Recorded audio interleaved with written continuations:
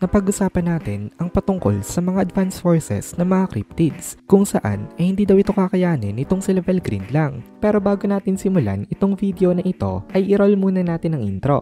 Hello everyone and welcome to my channel, ang inyong source ng Tagalog na Tansura Contents. Sa channel na ito pinag-uusapan natin ang mga nangyayari sa may Tansura universe. So without further ado, let's get into the video.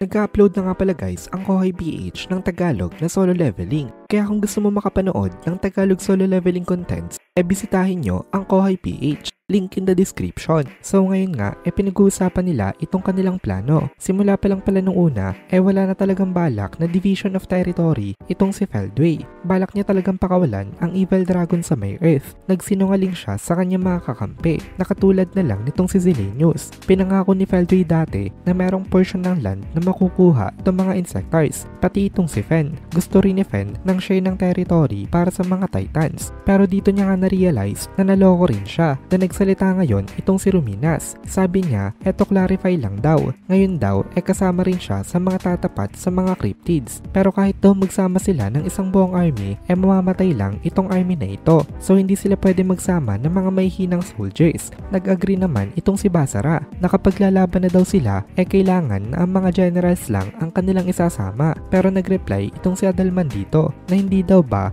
kulang ang mga forces nila. Kasi ngayon, 11 lang ang mga current force na kaya makapaglaban pa. At kahit daw i-add nila dito itong sila Luis at ang iba pang mga generals, katulad ng 5 warrior generals nitong si Basara at 7 nobles, hindi pa rin nila kaya. Hindi na isinali itong si Velgrind sa bilang ng mga fighters kasi meron siyang special role which is ang i-maintain ang protection nitong kanilang planet. So, napakaunti talaga ng mga fighters. Pero ang good news lang nakakapagpahinga nga sila ngayon at nakakapag-recover pa yung mga ibang nagtamo rin ng damage kasi under the influence ng Fatal Paradox nitong si Feldora naka-fully recover itong si Ruminas. Itong 11 daw na ito ang magiging main defenders dito. Hindi sila pwedeng tumakas dahil first of all wala silang tatakasan kaya wala silang choice kung hindi ang harapin ng head-on ang mga paparating na kalaban. Then nagpaliwanag pa itong si Velgrind na na-explain niya na rin daw ang situation kay Masayuki sa may Ingrasya at sabi daw nitong si Masayuki sa kanya sasama daw itong si Hinata sa kanilang line-up. Ayaw ni Velgrind na pasalihin itong si Masayuki mismo kasi masyado daw itong delikado kasi tuwing may manifest daw nito itong si Rudra napakalaki naman ang kapalit. Halos mamatay siya after ng manifestation nitong si Rudra sa kanya. Pero makulit rin itong si Masayuki. Hindi siya nagpapigil kay Velgrind. Malaking tulong rin kasi itong si Masayuki dito kasi kahit hindi siya makipaglaban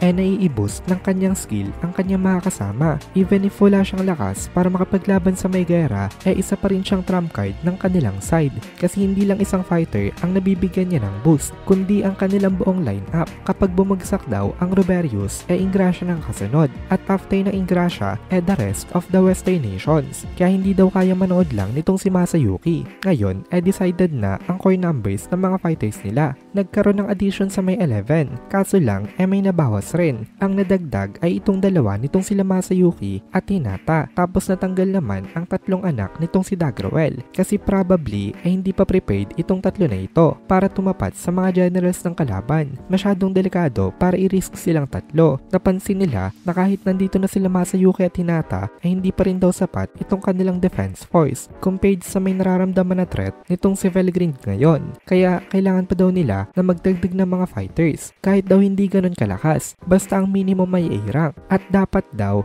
specialty nito ang mobility para magawa nitong mga ito na makatakas in case na hindi na nila kaya makipaglaban. Dan sabi nitong si Velgrind ang mga cryptids daw ay mga self-regenerating creatures kaya mahihirapan daw sila na pauntiin ang mga bilang nitong mga ito. Pero ang good thing naman daw hindi naman daw ganun kalakas ang offensive power ng mga cryptids in general. Kung mababasa daw nitong mga ito ang attack pattern and behavior nitong mga cryptids general sa tingin niya naman daw makakaya nilang tapatan ang mga generals na yon. Pero tandaan natin na opinion ito ng isang true dragon, isang transcended being. Yung sinabi niya na hindi ganun kalakas ang offensive power nitong mga cryptids na ito base sa kanyang sariling judgment. Ibig sabihin hindi nila Adalman pwedeng i-take as if mahina nga ang offensive power nitong mga cryptids kasi hindi naman sila kasing lakas nitong si Velgrind at hindi lang yon. At the very release daw pinakamahina sa mga generals na ito ay at least Charybdis level. I-imagine na lang natin kung gaano kalala itong battlefield kapag sobrang daming Charybdis na lumilipad sa may ere. Sa estimate ni Valgrind,